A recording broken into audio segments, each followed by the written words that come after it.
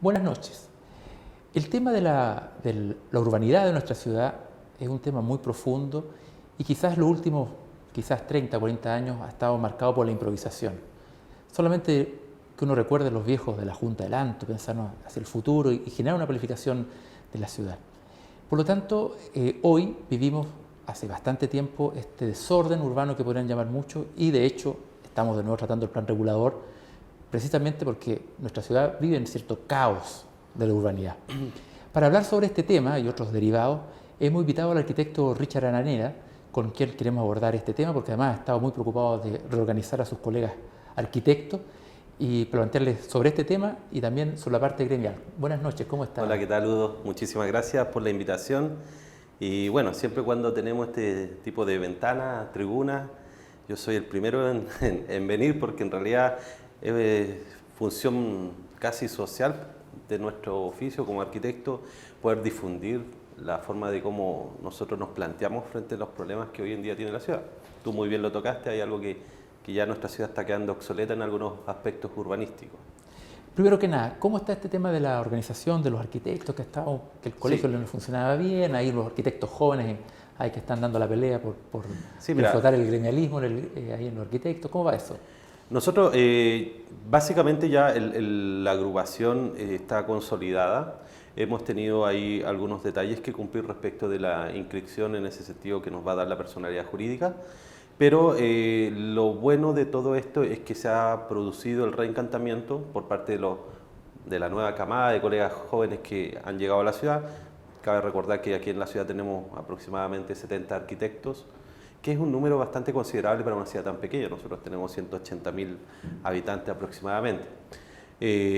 Organizarnos nos cuesta un mundo, me imagino que tú ahí en tu gremio... Sí, los gremios cuestan, hay que lacear ahí. Y muchas veces está esa disputa entre en el tiempo que le van a otorgar, digamos, a esta actividad. Entonces, hoy en día nosotros, la agrupación parte por un tema pasional. Entonces, quienes quieran asistir están cordialmente invitados para poder discutir temas que hoy en día, ojo, nosotros los arquitectos no tenemos cabida. No tenemos cabida tanto en las decisiones como en las opiniones. Y eso parte por un mea culpa, es decir, nosotros somos los que no nos hemos hecho escuchar, porque ya llevamos hace aproximadamente unos 15 años más bien dicho, de un colegio que está sin actividad, sin presencia en las decisiones urbanísticas de nuestra ciudad, y eso claramente nos ha ausentado de una forma, diría yo, casi grotesca. O sea, la idea de esta asociación que se llama Agrupación de Arquitectos por Arica es poder comenzar a tener discusiones con el ámbito privado, con el ámbito público, sobre todo donde se hace la mayor cantidad de inversión en nuestra ciudad, y a partir de ahí definir la mirada que podríamos nosotros tener como ciudadanos primero, como ariqueños, y luego como arquitectos, para generar el aporte que de alguna forma le devuelva a la ciudad lo que ella en nuestra niñez nos ha dado. Y desde tu perspectiva, ¿cómo ves tú el tema urbanístico en el ciudad? Porque aquí siempre está esta premisa local de que la Junta del Anto hizo todo, menos el morro, y pareciera ser cierto en cuanto cuando uno ve cómo creció la ciudad, si no hubieran sido por los proyectos que hicieron, sobre todo urbanos y de avenida, a lo mejor seríamos igual que Iquique, ¿no? Hubiéramos crecido de la misma manera. ¿Cómo ves tú, evalúas de lo que ha sido el trabajo o la visión que han tenido las autoridades en los últimos 40 años de cómo proyectar o ver Arica, si es que lo han hecho de esa manera? Sí. Bueno, yo creo que a muchos ariqueños le hace mucho sentido tener el romanticismo con la Junta del Anto, porque básicamente después de eso no hubo nada más, no hubo ninguna agrupación de profesionales, no hubo una ley que apoyase las decisiones, las grandes decisiones urbanísticas que van de la mano con grandes inversiones, grandes ítems de inversión, y que una gran decisión urbana podría fácilmente costar todo lo que significa, en este caso, el aporte que nosotros tenemos del Fondo Nacional de Desarrollo Regional. Por lo tanto, esas decisiones pasan por ser decisiones políticas, voluntades además de los líderes regionales, ¿cierto? Y que en su minuto, en ese tiempo, se dio de buena manera con la Junta del Anto, que obviamente con un presupuesto ilimitado se hicieron grandes obras. grandes obras que hasta el día de hoy, lo conversamos hace un rato, ya están quedando obsoletas porque son obras que se proyectaron con una mirada de unos 30 a 40 años y ya han pasado 50 años. Claro. Por lo tanto, es muy fácil de verificar su obsolescencia, en el sentido de que tú, por ejemplo, yo voy a dejar a mi hijo al colegio en la mañana y Avenida Diego Portales, si tú llegas a las 7:30 de la mañana estás colapsado, estás con un taco de media hora. Entonces, esa situación tiene que dar cuenta de que nuestra infraestructura urbanística, nuestra infraestructura vial está obsoleta, es decir, ya la cantidad de vehículos, ¿cierto?, que tenemos nosotros hoy en día sobrepasa claramente nuestra red vial. O sea, eso significa que estamos en un minuto en que ya tanto el MOP como el Serviu están generando mucha inversión en lo que es vivienda. Además que no tenemos ya prácticamente sectores planos en la ciudad donde se pueda construir. Tú sabes que en Punta Norte se está construyendo en Faldeos del Cerro y luego estamos aquí detrás, ¿cierto?, de el sector del Alto. Ignacio Loyola, ¿cierto? Se están construyendo en el sector del Alto, justamente se están construyendo lo que viene en viviendas sociales. Por lo tanto, todo ese aporte de nuevas viviendas, que el otro día creo que leí un artículo, tienen que cumplir una meta de 6.000 viviendas aproximadamente, que es el déficit que tiene la región, no va a dar, o sea, tiene que ir de la mano con una transformación urbana y vial de la ciudad, cosa que en este minuto se está haciendo, pero no de una forma adecuada, proyectándose a... Se está proyectando más que nada como para la emergencia, más que mirando más hacia adelante. Si tú te fijas que el gasto de inversión que se hace en el PECSE, que es el famoso PECSE, prácticamente el 70% del presupuesto se lo están llevando el MOT a partir de su dirección de vialidad, tanto en caminos que se están haciendo al interior como en los arreglos que hoy en día vemos que se están haciendo en la ciudad. Pero estamos hablando de recarpeteos, no estamos hablando que dentro de la ciudad se está generando nuevas vialidades, ojo con eso. Por lo tanto, las lucas se están gastando porque hay que gastarlas, ¿cierto? Pero se están gastando en recarpeteo. O sea, estamos planteando nosotros desde nuestra agrupación que debiera existir una propuesta urbanística que mejore sustancialmente lo que es el tema de la vialidad en la ciudad de Arica y que esa proyección sea de aquí a unos 30 años más, cuando tengamos el doble, ¿cierto?, del campo automotriz. Entonces, hoy en día, imagínate, si no se hace algo hoy, de aquí a 10 años más estamos colapsados, vas a salir de tu casa, te vas a encontrar con tremendo taco y la ciudad en esas circunstancias se vuelve una ciudad enfermiza. Oye, y eso solamente en la parte vial.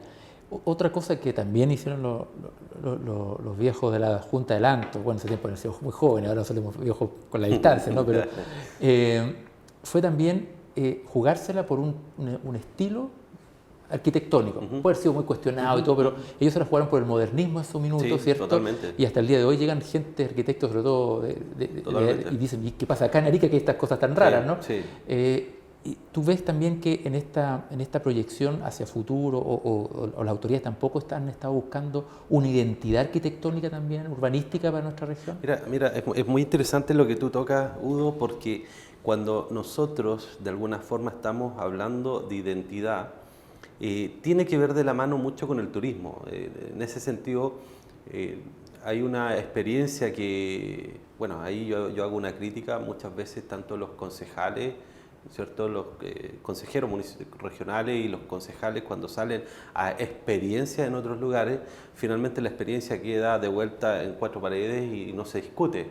Y muchos de ellos no hacen exposición de lo que han aprendido, queda como un asunto que muere dentro de su propia...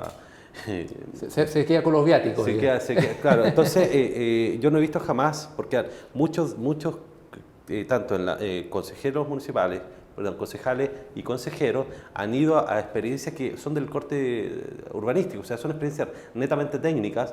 No digo que no puedan ir, pero digo que esa información tiene que luego vaciarse y producir algo. Entonces, en ese sentido, hubo un grupo de concejales que entiendo que fueron al Cusco y Machu Picchu, algo así, y de vuelta yo esperaba recibir algo, pero no recibieron nada. Incluso me contaron hay unas tallas dentro de un avión que verdad que Mejor dejar no. mucho que desear. El tema es que, ¿a dónde voy con esto? Nosotros tenemos cuando hablamos de una cierta identidad, tenemos que primero saber desde dónde, cuáles son nuestros orígenes, nuestras raíces, qué es lo que tenemos habitualmente, qué es lo que tenemos actualmente en infraestructura urbana y qué es lo que podemos ofrecer.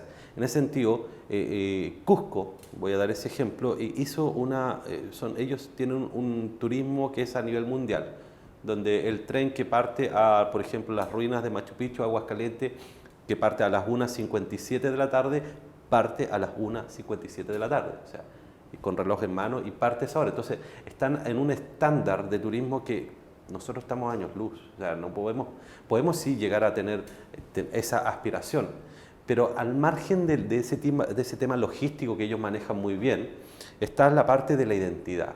O sea, todas las calles en Cusco tienen nombre incaico, todas. O sea, yo no vi ningún nombre español.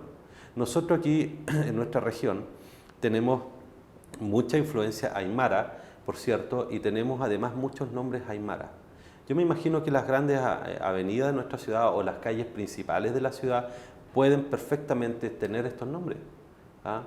Nosotros estamos, yo en lo particular, con un pequeño ejemplo, estamos ocupando para nombres de los conjuntos habitacionales que yo particularmente desarrollo y ocupando nombres de pueblos del interior, porque en el fondo son nombres que uno debe de rescatar y ponerlo en el lenguaje cotidiano. Es lo que hace Cusco. Cusco no solamente es toda la belleza que tiene, que nosotros estamos a años luz de esa infraestructura, pero además que en el mismo habla, cuando tú intercedes en el idioma o en el lenguaje, vas a preguntar por nombres incaicos. Oye, ¿dónde queda la calle tanto? Oye, ¿dónde queda la calle, no sé, un nombre, Cosapilla? A través del lenguaje vas construyendo la identidad también. A través del lenguaje. Entonces son ejes muchas veces que son silenciosos, pero no nos damos cuenta o sea, el que el Cusco tenga, ese es un ejemplo, todas sus calles con nombres incaicos, tiene mucho que ver con la inteligencia que ellos han tenido para poder desarrollar su turismo. Entonces, nosotros, ¿qué podemos hacer para poder generar una identidad? Yo creo que partamos conociendo experiencias similares. Tenemos nosotros un altiplano que es maravilloso, que lo podemos potenciar. Socoroma es uno de los pueblos más hermosos en los que yo he estado, y creo que parte de ahí es poder generar esa identidad. Ahora, y en cuanto a las construcciones urbanas, que obviamente tú no te puedes meter lo que construye alguien en su casa, pero de las intervenciones urbanas que puede hacer, por ejemplo, las autoridades del municipio en el borde costero, en las plazas, se puede también reconstruir o construir una identidad para que uno diga, oye, estoy en esta plaza y cualquier foto en esa plaza, está en Arica. Perfecto, muy bien lo que tú dices. Sí, yo creo que ahí hay algo que tocaste que es medular. Hay la mayor cantidad de inversión que se hace en la ciudad, prácticamente el 85%, es inversión pública. Por lo tanto, si la autoridad, tanto los Ceremi de viviendas, el Ceremi del Ministerio de Obras Públicas, el Ceremi de Obras Públicas y Servio, no están con una visión que busca desarrollar y fomentar la identidad, nos vamos a encontrar que, por ejemplo, las casas de viviendas sociales, que puede ser una muy buena ocasión de poder generar esa identidad, pasan a ser casas que desarrollan de forma práctica la necesidad de vivienda y no buscan en sus proyectos desarrollar y responder a una identidad climática, por ejemplo, a una identidad en este caso, por ejemplo, de cómo habita la persona nortina. Tú sabes que si tuviéramos nosotros una arquitectura adecuada a nuestra identidad, muchas veces nosotros no necesitaríamos, por ejemplo, ese ventilador que tenemos acá. ¿Y eso pasa por qué? No, es que pasa porque nosotros a nivel nacional tenemos una ordenanza que dice que la altura mínima de piso a cielo es 2,30 metros. Mientras cumplamos con eso pasamos, pero estamos en el norte. Un volumen de 2,30 metros en una pieza de 2x2 con el asoleamiento que hoy en día tenemos se vuelve algo totalmente inevitable. Claro. Por lo tanto, ojo, el cambio cuando tenemos en nuestra región donde el 85% es inversión pública, las decisiones de ese tipo, que serían un gran aporte, pasan porque las autoridades también se enamoren o se apasionen con esta mirada. Y ahí ellos les van a encargar a esos equipos técnicos, a los arquitectos, que yo creo que serían los primeros que estarían muy entusiasmados en poder desarrollar un tipo de vivienda social que responda a las características climáticas y que eso nos genere una identidad. como cuando tú dices, oye, no es necesario pasar por una plaza. Oye, pasemos, por ejemplo, por esa nueva proyecto de vivienda habitacional donde hay 2.000 viviendas que fueron desarrollados con esta arquitectura. Y vendrían a verlo. Claro. El caso de Iquique, que hoy en día el arquitecto que desarrolló el tipo de vivienda social ganó un premio internacional, que creo que me parece que, no recuerdo en este minuto el nombre del proyecto, pero son estas casas que eran posiblemente, o sea, eran fácilmente ampliables a la mitad. Entonces el arquitecto tenía un concepto de que con las mismas lucas podía desarrollar la opción o entregarle la opción al propietario que bastara colocar 2 muros más y generar un espacio nuevo completamente. Oye, y en cuanto a eso, yo te comprendo, el tema de la vivienda, me encuentro fabuloso, que ojalá, San tanto se ha peleado, recién se consiguió un subsidio para el suelo salino, imagínate, después de cuántas peleas, o sea, es durísimo el tema con el Estado. Pero sí, yo veo, por ejemplo, los diseños del borde costero. Yo miro de repente estos sombreaderos en la costanera sur que han hecho de madera, y esos mismos están en Antofagasta, esos mismos los ves en Valdivia. O sea, ¿dónde está el aporte nuestro, sobre todo en cosas que son espacios netamente turísticos además? ¿Cómo conseguir, o dónde está, tú crees, la deficiencia de nosotros o de las autoridades nuestras para, pongámosle algo que parezca Arica, que suene al territorio donde estamos? Mira, me parece interesante tu consulta, Udo, porque en realidad el tema del borde costero es un tema importantísimo, yo creo que en todas las ciudades del mundo. Es algo que donde nosotros como ciudadanos vamos a tener una especie de retiros de fin de semana en las actividades que se hacen en el borde costero. Por lo tanto, lo que nos ha faltado para poder desarrollar un borde costero que nos merezcamos como una ciudad, porque ya tenemos prácticamente 200.000 habitantes, nos merecemos un borde costero decente. Hoy en día el borde costero está seccionado en muchos proyectos que se han ido, algunos han quedado estancados, algunos han querido proyectarse, pero en el fondo no se ha tenido una unidad, tanto en la parte gráfica como en este caso como en la parte de diseño. O sea, es muy fácil hacer un recorrido, más o menos nuestro borde costero tiene aproximadamente desde las cuevas de Anzota hasta los humedales, tenemos un recorrido de aproximadamente 20 kilómetros. En esos 20 kilómetros tú puedes ir distinguiendo distintos tipos de proyectos, distintos tipos de urbanismo, y en ese sentido no se va conformando una continuidad urbanística, una continuidad visual. ¿Qué nos falta? Nos falta unidad, nos falta que el arquitecto que está detrás de la autoridad, que toma la decisión, porque son muchas lucas, le diga: señor intendente o autoridad, por favor, escúchenos, porque este es un proyecto que puede ser un gran patrimonio. Pero claro, tú sabes que hay entre el MOP, entre el Ceremi, siempre hay discusiones, siempre hay apariciones de cuál proyecto es más relevante o no, pero en realidad si no tenemos un plan maestro de borde costero, donde quizás cada servicio se haga cargo de una parte, pero eso ya obedece a una sola palabra, es decir, a un plan maestro de borde costero, estamos siempre destinados a tener pequeños esfuerzos o grandes esfuerzos, porque de repente se enoja la autoridad, pero que no están de la mano de una planificación territorial como borde costero. Yo creo que eso nos está faltando.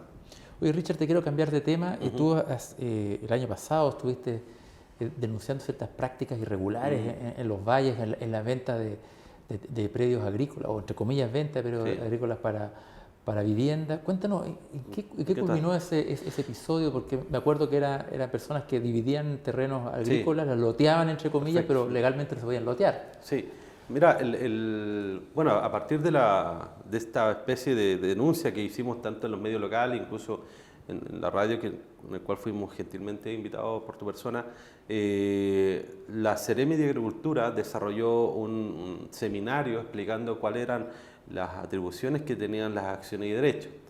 En general fue gente del ámbito técnico, gente del ámbito profesional, pero no fue los emisarios, los mensajeros de la ciudadanía. Basta, y en este caso yo creo que ahora con esta entrevista lo estamos logrando, el poder difundir e informar a las personas.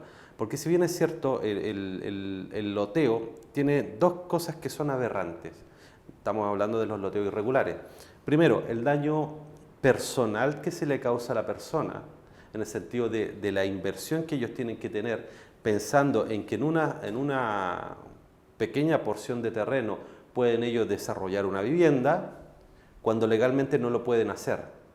Y las personas invierten un montón de dinero, hacen sus departamentos, sus cabañas, su segunda vivienda, que es algo normal, pero eso no tiene ninguna validez oficial, no tiene ninguna validez formal ni siquiera para el banco. Es decir, las personas no van a obtener, usted que compró acciones y derechos y compró una décima parte de una media hectárea, o compró 500, 400 más metros cuadrados, incluso he encontrado disparates de loteos informales de hasta 200 metros cuadrados, cuando la superficie predial mínima son 5.000 metros cuadrados. Cuando tú sales del radio urbano y comienzas el área rural, son 5.000 metros cuadrados que tú puedes comprar como mínimo. No existen estas informalidades, porque derechamente es una informalidad, de poder comprar acciones y derechos, porque el espíritu de las acciones y derechos tenía otro sentido, no el sentido que se le está dando ahora de manera comercial, porque no solamente trae la desgracia personal. Para aquella persona que vive de manera informal y que no le interesa sacar los papeles de su casa, que no le interesa salvaguardar la inversión que hace, probablemente le funciona. Le funciona. Pero para aquella otra persona que en algún minuto invierte en un terreno de 200 metros cuadrados y quiere sacar permiso de edificación, quiere sacar recepción final y que en algún minuto se tiene que trasladar de la ciudad y luego quiere vender su patrimonio, está sonado. Porque esas propiedades no tienen rol. Porque hemos llegado incluso a descubrir... Al no tener rol no se pueden registrar. Es como que si tú no tuvieras el carnet tu RUT, no tuvieras... Entonces, al no tener rol, no tienes un montón de posibilidades que te otorgue el rol. Aquí en la ciudad, el tener un rol significa que a la propiedad tiene derecho a tener factibilidad de agua potable, alcantarillado y luz eléctrica. ¿Y qué pasa con una propiedad que no tiene rol? Que es acción y derecho y que asume el rol matriz. Pero el rol matriz son 30, 40 lotes pequeños de 200 metros cuadrados. Entonces, eso, además que en esos sectores donde se hacen loteos y divisiones irregulares, no hay urbanización.